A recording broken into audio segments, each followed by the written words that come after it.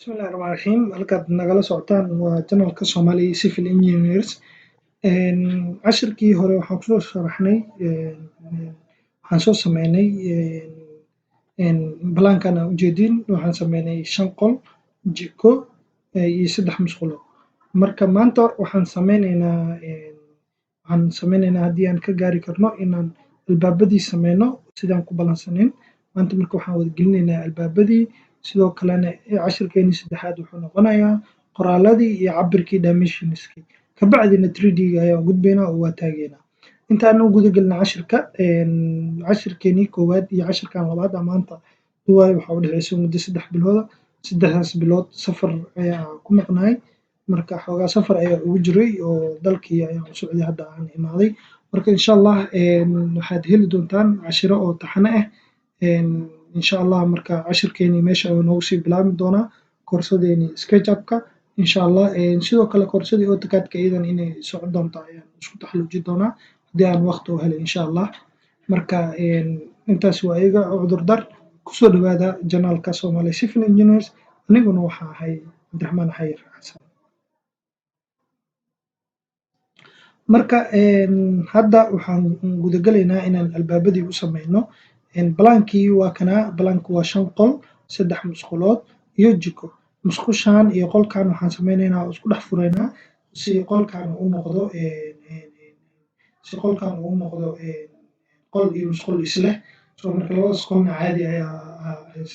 labadaas musqulna caadi ayaa loo isticmaali karaa. Jikadana albaab ayaan halkan ugu sameyn doonaa. Sidoo kale waxaan sameyneynaa double doors waxa la dhaho albaabada oo kala fiiqmaayo oo kala furmaayo double doorka ganjeelada waaweynka. Marka inta ayaan ku sameyneynaa hal xabo yarna albaabkan macnaha qolkan ayaan u sameyneynaa si ay dukaan ama u noqdo shop. Marka kusoo dhawaada waxaan guda galaynaa cashirkeeni insha Allah. Marka albaabka markii la sameynayo albaabka qolalka iyo albaabka musqulaha waa kala duwan yihiin waad arki doontaan saan u sameyno. Albaabkan qolka waxaan halkan ugu soo bixinaa noo soo qaado bahalkeeni la qaadi jiray waa taqaaniin tape measure toolka ayaa lahaa. Marka halkan waxaa kasoo dhaqaaqdaan halkaas waxaa laga soo dhaqaaqaa 0.4 okay kabacdina albaabka wuxuu noqonayaa 0.9. marka waxaan soo qaadanaynaa waxaan isticmaalaynay rectangle-kan isticmaalaynay hore aan u sheegnay qalinka naftiisa oo isticmaalaynaa aan dhahnay halkaas isticmaalaynaa okay marka waxaan sameyneynaa intana sidoo kale hadhow waa u baahnaan doonaa intana iska mari iyadana albaab si isku mid ah waaye 0.4 halkaas ugu soo kicinaya leen kanuu la mid yahay sidoo kale intana dhaxsiiyo okay then gradekii waa taqaaniin si loo tirtiro editka tag delete guides leh marka waxaa soo qabsataa razorkii soo qabso albaab ka bixi intana albaab ka bixi hadda waa ujeedin marka waxaan sameynay labadan qol maxaa u sameynay labadan qol waxaa u sameynay laba albaab ayaan u sameynay. Marka albaabkan asigana waxaan ka dhigaynaa dhex bartamaha ayaan ka dhigaynaa marka ii toosi shaashada. Albaabkan maadaama aan dhex bartamaha ka dhigayo waxaan raadineynaa centerka waa ujeedin meesha maxaa waaye midpoint-iga ujeedaa midpoint waxaan ka sameysanaa calaamad midpoint-iga escape iska leh. Marka waxaa soo qaadataan calaamadii measure toolka albaabku muxuu ahay 0.4 hadda ma u baahnay maadaama uu dhex bartamaha yahay albaabka caadi aan sameynaa. Marka 0.9 oo albaabkii yahay 0.9 haddaa kala baro xagga maxaa ka dhigaa 0.45 iyo 0.45 waxay noqonaa 0.9 oo kala bartamo caadi ah then markaas iyo xariiqada albaabaha ujeedin aad iyo aad u fudud yahay softwarekan oo dhan ayaana iska fudud marka iga tir guideska iga tir then waxaa soo qaadataa eraser toolkii soo qaado albaabkan iska tir kan iska tir uma baahni. Hadda waxaan haysanaa qolkeeni ayaan haysanaa maxaan sameynay albaabkan ayaan inta 0.4 ugu soo baxnay 0.9 ayaan halkaas ka galnay so waa iska tirtirnay delete guideskaa dhahnay inta laga tagayo editkaa laga tagayo so halkaana sidoo kale sidii ayaan ku sameynay kanna waxaan sameynay marka hore waxaan soo helnay midpointigii xaggana 0.45 ayaa ugu dhaqaaqnay intana 0.45 haddii la isku la cabirana haddirtaan waa 0.9 albaabkaas so ii tuusi marka shaashadeeda okay waxaan sameyneynaa albaabkii kale ee kan ayaan sameyneynaa albaabka maadaama inta albaabka lahay kanna isla inta lee ka dhigaynaa wax kale ma sameyneyna waxaan soo qaadanaynaa maanta dhan tapekaas ayaan badanaa ku shaqeyneynaa waa aragteen softwareka soo u fududahay so 0.4 xagga ugu dhaqaaq albaabka halkaas ayaa usoo furmaa then halkaasna 0.9 ay hadda gasho maadaama albaabka Soomaaliya albaabada markii la joogo waxaan isticmaalayna waa mitir horaan usoo sheegnay cashirkeeni koowaad ayaan soo saxnay measurementiga cashirkeeni koowaad ayaan kala socnaysaan marka Soomaaliya albaabada waxaa laga isticmaalaa 0.9 mitir waaye marka 1 mitir ma dhamo 4.4na waa laga soo dhaqaaqaa so marka haddirtaan iga tirtir albaabkan kale ayaan samaystay waan i tusi doonaa albaabada kale saa u sameynaayo marka waxaana 4 qol ayaan sameynay waxaa noo haray qolalkii maxaa ka haray kan ayaan ka haray kan maxaan sameyneynaa kan maadaama musqul uu halkaas ka leeyahay inaan 0.4 xag u dhaqaaqana 0.9 haddana masii dhaqaaqi karno marka waxaan ka dhigaynaa albaab marka uu saas usoo furmo derbi leh oo ku dhacayo oo ku xirmaayo marka 0.4 waa ka deyneynaa badanaa aniga wadamadaas aan wax kusoo bartay 0.4 kan Soomaaliya aan ugu imaaday ma isticmaalaan marka insha Allah marka toos u qaado marka toos waxaa u qaadanaynaa 0.9 u qaado 0.9 oo toos ayaan qaadanaynaa mitira dan waxaa sameynaysaa macnaha looma baahno 0.4kii gaabka yarkaa derbiga sameynaya looma baahno kaasaa ku jiraysaa dan toos oo meeshaan waxaa noqonaya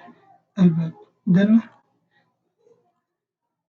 delete guides isticmaal halkaad nagala socotaan waa Somali Civil Engineer tutorka ama ninka cashir idinayo waa anigoo Cabdiraxmaan xayir dhaqaaqaa la yaqaano marka soo dhawaada asxaabta ardayda inta badanaa caawimaad rabto dhammaan insha Allah ila soo xiriiro lambarkayga hoos ayaan ii dhigayaa har iyo habeen insha Allah diyaar waxaan u ahay intaan haddirtaan firaaqooyin badan ayaan hayaa marka har iyo habeen insha Allah waan ii caawinayaa diyaar ayaan u ahay marka hadda maxaan sameyneynaa musqulihii ayaan sameyneynaa musqulihii albaabadooda see u sameynaa musqulaha albaabadooda meeshaan ay ka ahayd 0.9 ay ka ahayd musqulaha albaabadooda iyo jikada waa 0.7 marka insha Allah let's do it aan sameyno marka tartiib by tartiib ha iska waalin bismillah marka hadda waxaan sameyneynaa waxaa noo haray musqulihii inaan u sameyno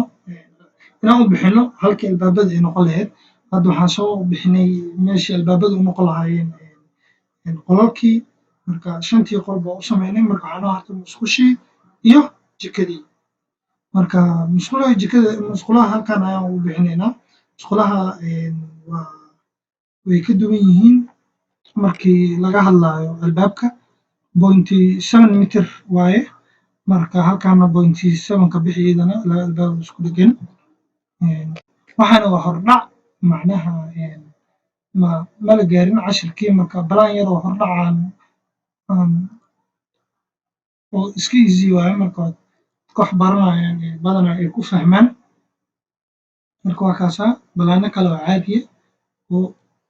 individual insha Allah waa gaari doonaa marka hadda waxaan sameynaa guideska iga tirtir soo eraserkii soo qaad